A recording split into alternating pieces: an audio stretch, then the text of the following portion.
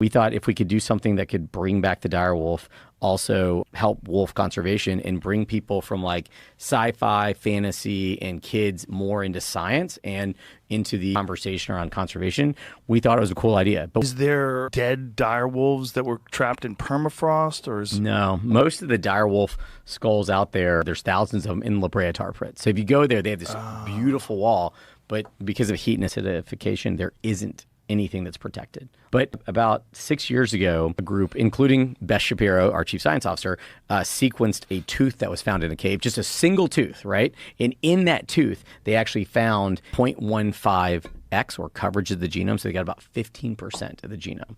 But that's not really enough. You need to get up to about 10x, meaning that you can read the entire genome about 10 different times so that even if there are gaps, you understand enough of the core kind of coding regions that you could bring back that animal. Or is this done by AI? Is this it's done by AI programs? and software, yeah. So you have this tooth, you have 1.5. Yeah, 0.5, so 15% of the genome. Okay. And so I went to Beth, who was only an advisor at the time, and said, could you resample the tooth? And she's like, it's destructive sampling, like it's going to ruin it. I was like, well, could we scour the other museums and see if it's even possible? So we lucked out, and that tooth's 13,000 years old.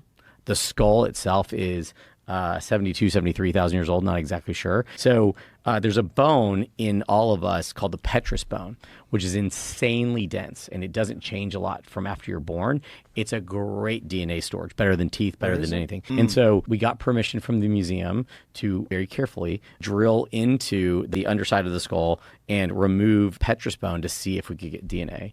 And we got really lucky. Between resampling the first and the skull, we ended up getting about 13 to 14x coverage. So that's more than we needed to potentially bring back the dire wolves.